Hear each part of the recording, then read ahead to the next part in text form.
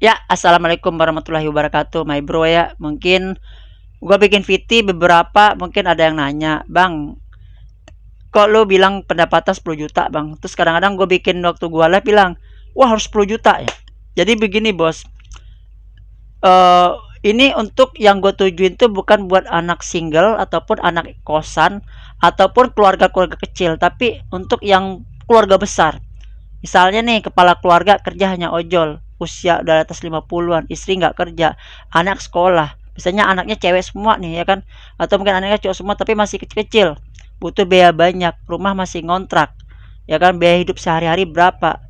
Nah kan sembako aja udah mulai harga naik, ya kemarin cabai naik, beras naik, ya ini naik, itu naik, ya kan. Sedangkan apa pendapatan apa ya apa sih namanya, harga tarif kadang-kadang turun, perang-perang tarif ya kan, tapi ya udahlah itu kan. Kita nggak bahas itu, tapi kita bahas dengan kesejahteraan hidup, taraf hidup gitu. Ini gua sampaikan hanya untuk yang udah berkeluarga besar, ya kontrakan rumah misalnya, ngontrak sebulan di rumah. Untuk Jakarta ini mungkin untuk rumah ya mungkin 1 jutaan lah gitu, atau mungkin 1,5, ataupun bisa lebih, tergantung. Tapi ya dia kerja ojol, oke. Terus perawatan motor, oli, jajan di luar berapa, belum lagi untuk di rumah, jajanan anak dan lain-lainnya, token listrik per bulan, kuota internet di rumah. Nggak mungkin dong anak dikasih, mending di rumah tuh pakai wifi aja buat semua. Jadi yang gue pikir tarif 10 juta ini cukup nggak, penghasilan satu orang, satu keluarga untuk 10 juta. Untuk mungkin anaknya ada 3 atau 4 atau 5 atau 4 lah, kita kasih aja anaknya 4. Ada yang kuliah, ada yang sekolah ini ya kan, ada yang ini ya kan. Jadi mungkin menurut gua nih, mungkin habis bulan ke bulan lah gitu.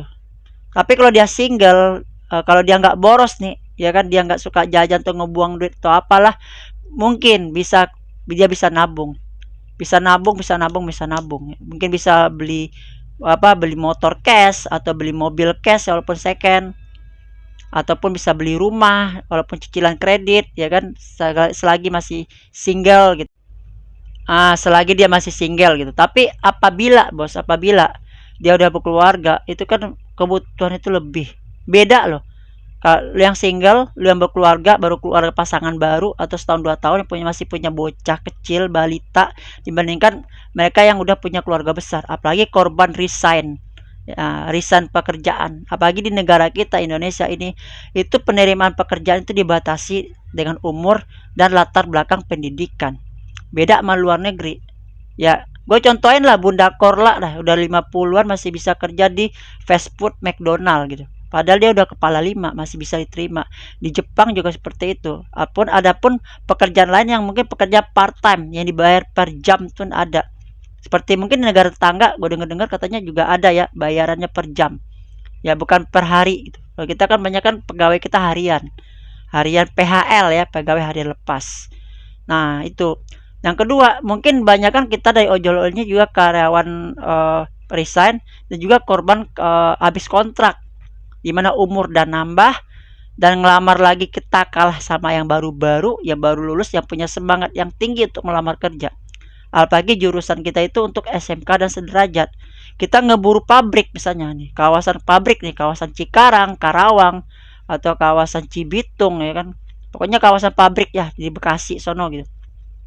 Gue juga sering ya, karena gue juga mantan karyawan pabrik ya. Gue ke Jakarta dulunya pabrik ya. Gue tuh udah pernah pabrik otomotif, gue pernah pabrik minuman, gue udah pernah riset minuman, R&D itu gue lakuin. Gue juga bagian gue di situ. Terus gue juga pernah ini apa, sebagai chrome atau plating. Jadi mobil-mobil berkarat itu antiras, itu kerjaan gue dulu sebelum gue ke ojol, dan juga sebelum gue ke pekerja seni. Jadi gue balik lagi ya, jadi gue tetap riskan ngelihat keadaan. Bahkan dulu ada juga waktu pandemi, ada yang nge-DM gue tuh, gue sedih bacanya gitu. Kadang sehari dapat 2, dapat 3, pulang cuma dapat 7.000, pulang cuma dapat 15.000 itu kan. Hidupin pagi jam 2 baru bunyi, dengan kesabaran yang tinggi gitu. Andai kan itu diganti ya, dia ngepangkalan, dia offbeat, mungkin bisa. Cuma karena kita menggunakan aplikasi dan sinyal dan kuota internet, ya kita harus nunggu. Nah, kadang juga terkendala dengan sinyal yang kurang baik juga mempengaruhi. Kita pindah sana sini juga itu sama aja kita itu untuk apa namanya, menguras bensin. Belum tentu kita dapat tapi bensin udah mulai habis. Tambah lagi kalau ada yang ngerokok, udah habis berbatang-batang. Yang udah habis berbatang-batang, Tuhan belum datang. Kayak lagu Iwan Fals. Ya, bukan. Jadi menurut gue sih udah lama nunggu tapi belum dapat atau apa gitu kan. Jadi kadang-kadang kita lihat teman kok dapat terus. Ada yang gua lakuin dulu, coba terapi akun, tapi tetap juga nggak ngena. Terus ada juga yang katanya main goret instan, gue juga lakuin. Yang lain juga lakuin, tapi malah ada juga yang ngelakuin tapi setelah jam goret instan tuh habis, mereka sampai malam nggak dikasih-kasih. Jadi mungkin algoritmanya itu terpaku sama goret instan. Ya di shelter itu aja, walaupun goret instan udah banyak di setiap stasiun ini, mungkin di Jakarta tuh udah mulai banyak gue perhatiin. Nah itu pertama. Itu yang pertama yang gue lihat ya. Tapi yang dari hasil survei sebelumnya, kan gue lihat tuh yang kemarin tuh ada nge-DM gue dari Kalimantan, dari Surabaya, dari Medan, pokoknya semua nge-DM gitu. Dan nggak enak lah kalau gue bacain di screenshot gitu. Tapi kalau chat ya gue screenshot. Tapi kalau DM nggak enak lah. Itu mungkin aib orang-orang itulah itu. Nggak bisa, nggak pantas lah gue bacain. Tapi kadang-kadang gue bacanya sedih. Makanya gue bilang patokan hidup Jakarta tuh 10 juta. Tapi kalau untuk yang single mungkin 5 juta, 6 juta juga cukup. Apalagi dia nyari kontrakan murah gitu kan. Kontrakan yang di gang-gang yang harganya 500 masih ada. Bahkan di pinggir rel aja mungkin ada yang 400, ada yang 300 mungkin masih ada. Asal dia patungan itu kan. Mungkin kan buat tidur doang. Seperti perantau-perantau dari Jawa ya kan, kayak Pak D atau Mas apa itu kan. Dia meninggalkan anak istrinya di Jawa, dia ngojol di Jakarta. Platnya plat Jawa. Banyak gue temuin di shelter seperti itu. Anak istri di Jawa, setiap 2 minggu sekali pulang atau sebulan sekali pulang. Padahal kalau kita logika di Jawa kan bisa juga ngojol gitu. Gojek juga ada di kota tersebut. Di kampung gue juga ojol juga ada gitu. Tapi kenapa orang-orang pada berbondongnya ke Jakarta itu? Karena survei tadi, ya mungkin pendapatan mungkin lebih menggiurkan di Jakarta. Penduduk lebih banyak di Jakarta. Dan Jakarta katanya kota nggak ada matinya. 24 jam masih hidup perekonomiannya. Ya mungkin jam berapapun orang masih ada. Dan kan kereta stasiun pun sampai jam 12 malam masih beroperasi. Kereta terakhir kan dari jam 4 pagi sampai jam 12 malam. Jadi masih ada lah. Atau bubaran mall. Kalau pagi-pagi itu menunggu kereta.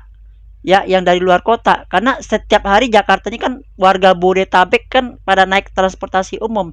Daripada takut ketinggalan ataupun takut telat kerja. Nah taruh motor di stasiun di tempat rumah.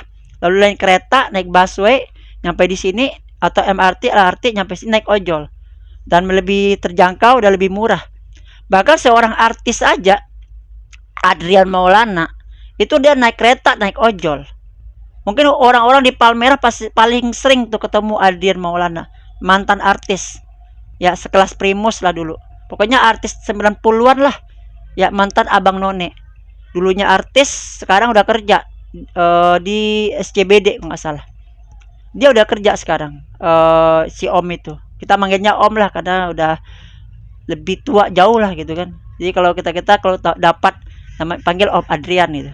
Pokoknya kalian kalau di Palmerah mah kalau pagi-pagi tuh atau sore lah pengantaran gitu kan, pengantar dari SCBD pasti tujuannya ke Palmerah semua Om Adrian itu.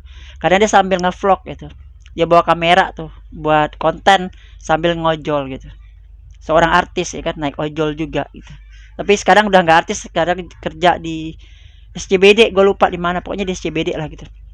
Nah jadi itu buat teman-teman ya, my bro my sis ya, kalau mungkin kalian ada hobi di kreator, ayo lakukan. Kalau kalian punya hobi di musik, ayo lakukan, nggak apa-apa. Kalau kalian nyanyi-nyanyi kayak gue nih, mungkin siapa tahu mungkin ada kedepannya lebih baik. Kayak Bang Her, penyanyi Lampung, Bang Paijo, penyanyi Bengkulu. Malah ada penyanyi aslinya ngajakin dia collab. Itu rezeki bos. Jadi kita tuh berproses saja. Pokoknya tetap semangat aja gitu. Apapun yang terjadi tetap semangat. Ya tetap semangat.